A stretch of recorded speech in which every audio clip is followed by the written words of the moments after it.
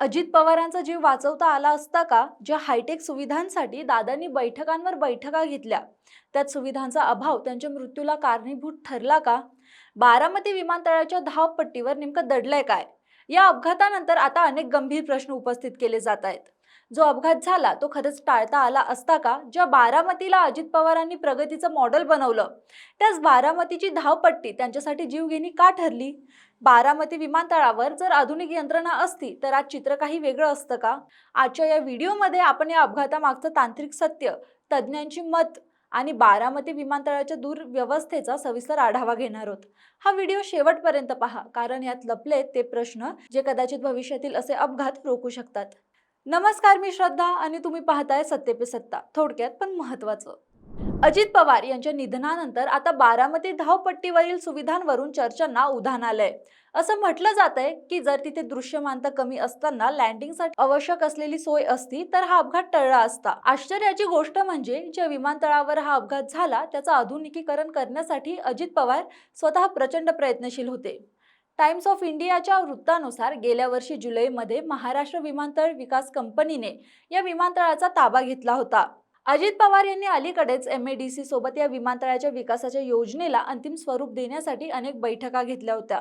त्यांना बारामती विमानतळाला केवळ एक धावपट्टी न ठेवता त्याला सर्व सुविधांनी सज्ज विमानतळ बनवायचं होतं. ऑगस्ट 2025 पर्यंत या विमानतळाचं व्यवस्थापन अनिल अंबानी यांच्या रिलायन्स एअरपोर्ट डेव्हलपर्सकडे होतं. मात्र तिथे व्यवस्थापनात अनेक त्रुटी होत्या. MADCचे व्यवस्थापक शिवाजी तावडे यांनी स्पष्ट केलं की याच त्रुटींमुळे 19 ऑगस्ट रोजी सरकारने हे व्यवस्थापन आपल्या हाती घेतलं होतं. अजित पवारांची मागणी अतिशय स्पष्ट होती. त्यांना बारामतीमध्ये PAPI अर्थात precision approach path indicator, night landing सुविधा आणि एक नियमित एअर ट्रॅफिक कंट्रोल यंत्रणा हवी होती. दुर्दैव असं की ज्या सुविधांसाठी ते आग्रही होते त्या सुविधांच्या अभावामुळेच त्यांना आपला जीव गमवावा लागला का, असा प्रश्न आता उपस्थित होतोय. निवृत्त वैमानिक एहसान खालिद यांनी या अपघातावर जे भाष्य केलंय ते अतिशय धक्कादायक आहे. त्यांच्या मते बारामतीमध्ये योग्य हवाई वाहतूक नियंत्रण नसणं ही एक मोठी त्रुटी आहे. विमान जमिनीवर उतरताना तिथली दृश्यमानता नक्की किती आहे हे केवळ एक सर्टिफाईड कंट्रोलरच अचूक सांगू शकतो. जेव्हा असा अनुभवी कंट्रोलर नसतो तेव्हा पायलटला स्वतःच्या डोळ्यांच्या अंदाजावर अवलंबून राहावं लागतं. अपघाताच्या वेळी पायलटच्या डोळ्यांवर सूर्यप्रकाश आला असावा, ज्यामुळे विमान योग्य दिशेने जाते की नाही हे ठरवणं कठीण झालं असेल. जेव्हा व्हिज्युअल अप्रोचसाठी कोणतीही सिस्टीम नसते तेव्हा अपघाताचा धोका 4 पटीने वाढतो, असं खालिद सांगतात. द हिंदूच्या वृत्तानुसार बारामतीची ही हवाई पट्टी अनकंट्रोल्ड एअरड्रोम या श्रेणीत येते. तिथे रेड बर्ड फ्लाइंग स्कूल आणि कार्वर एव्हिएशनद्वारे उडाणाचं प्रशिक्षण दिलं जातं. पण इथे सामान्य विमानतळासारख्या प्राथमिक सुविधाही नाहीत. एअर ट्रॅफिक कंट्रोल नाही, इन्स्ट्रुमेंट लँडिंग सिस्टीम नाही, अग्निशमन दल नाही आणि हवामानाचा अंदाज देणारे तज्ज्ञही नाहीत. एका प्रशिक्षणार्थी वैमानिकाने दिलेल्या माहितीनुसार ही धावपट्टी भारतीय विमानतळ प्राधिकरणाच्या ATC कव्हरेजच्या बाहेर आहे. त्यामुळे वैमानिकांना केवळ त्यांच्या डोळ्यांनी जे दिसतं त्यावरच विसंबून राहावं लागतं. ही परिस्थिती कोणत्याही VIP फ्लाईटसाठी किती धोकादायक असू शकते याची प्रचिती या घटनेतून दिसून येते. अपघाताचं विश्लेषण करताना एक गोष्ट प्रकर्षाने समोर येते, ती म्हणजे ILS अर्थात इन्स्ट्रुमेंट लँडिंग सिस्टीम. एहसान खालिद म्हणतात की बारामतीची धावपट्टी जरी लहान असली तरी ती लिअरजेट 45 सारख्या विमानांसाठी पुरेशी होती. पण तिथे ILS किंवा GPS आधारित नेव्हिगेशन यंत्रणा नव्हती. जर या यंत्रणा असत्या तर अपघाताचा धोका हा 75 ते 80% कमी झाला असता. ILS ही अशी रेडिओ सिस्टीम आहे जी दाट धुकं, पाऊस किंवा कमी दृश्यमानतेतही विमानाला धावपट्टीचा मध्य, योग्य वेग आणि अचूक कोन शोधायला मदत करते. फेडरेशन ऑफ इंडियन पायलट्सचे अध्यक्ष कॅप्टन MR वाडिया यांनी सांगितलं की बारामती हे पूर्ण विकसित विमानतळ नसल्यामुळे तिथे ILS बसवणं तांत्रिकदृष्ट्या कठीण होतं.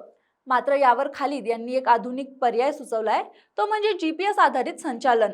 आज आफ्रिकेसारख्या देशातही उपग्रहाद्वारे लँडिंग केलं जातं, ज्यासाठी जमिनीवर महागड्या उपकरणांची गरज नसते.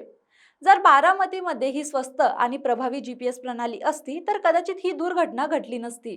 कमी दृश्यमानतेत जेव्हा डोळे दगा देतात तेव्हा ही इलेक्ट्रॉनिक उपकरणच वैमानिकांचे मार्गदर्शक ठरतात. विमान प्रवासात सर्वात धोकादायक वेळ कोणती असते? तज्ज्ञ याला क्रिटिकल 11 मिनिट असं म्हणतात. उडाणानंतरची पहिली 3 मिनिटं आणि लँडिंग पूर्वीची शेवटची 8 मिनिटं. जगभरातील 53% विमान अपघात हे लँडिंग दरम्यानच होतात. जपान फ्लाइट सेफ्टी फाउंडेशनच्या नियमानुसार या 11 मिनिटात कॅबिन क्रूला वैमानिकांशी बोलण्याचीही मनाई असते. या काळात वैमानिकाने पूर्णपणे विमानावर लक्ष केंद्रित करणं गरजेचं असतं. लँडिंगच्या वेळी खराब हवामानामुळे दृश्यमानता कमी असेल तर आव्हान अधिकच कठीण होतं. अजित पवार यांच्या विमानाच्या बाबतीतही हेच घडलं असावं का? कॅप्टन वाडिया यांच्या मते त्या दिवशी दृश्यमानता 3000 मीटर होती, जी फार वाईट मानली जात नाही. सुरुवातीला पायलटला धावपट्टी दिसली नाही आणि नंतर जेव्हा दिसली तेव्हा कदाचित विमान उतरवण्याचा प्रयत्न अयशस्वी झाला.